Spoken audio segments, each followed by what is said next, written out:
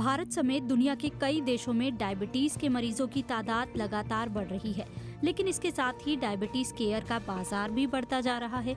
इस बाजार में आजकल शुगर मॉनिटर्स के विज्ञापन भी खूब दिख रहे हैं।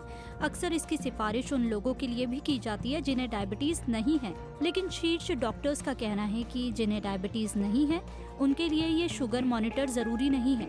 कई मामलों में तो इससे ईटिंग डिसऑर्डर भी हो सकता है। अक्सर लोगों की डाइट प्लानिंग के तहत शुगर मॉनिटरिंग गैजेट को प्रमोट किया जाता है। सोशल मीडिया में अक्सर इनका प्रचार किया जाता है।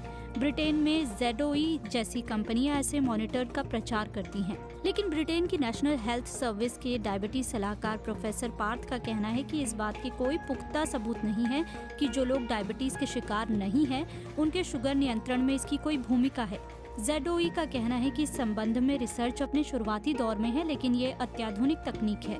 ZOE के गैजेट 300 पाउंड में बिकते हैं। शरीर में शुगर की निगरानी के लिए जो लोग इस गैजेट का इस्तेमाल करते हैं वो इसे 2 हफ्ते तक पहने रहते हैं। इससे खाने के बाद शरीर में शुगर के स्तर की निगरानी की जाती है।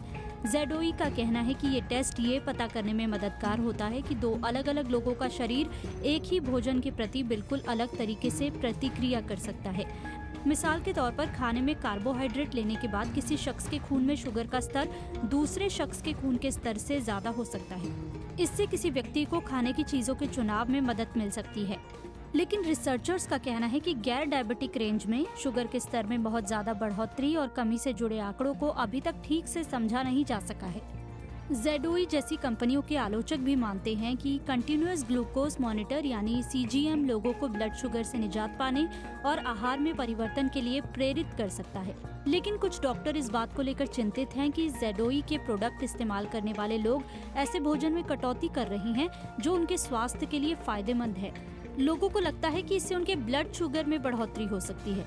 इससे भी अलग तरह की स्वास्थ्य समस्याएं पैदा हो सकती हैं। ये हालात ईटिंग डिसऑर्डर में बदल सकते हैं। ईटिंग डिसऑर्डर चैरिटी बीट का कहना है कि वो कभी इस बात की सिफारिश नहीं करेगा कि इस बीमारी के शिकार लोग ग्लूकोज मीटर का इस्तेमाल करें। हालांकि ZOE का कहना है कि वो इस तरह की बीमारी वाले लोगों की जांच करती है।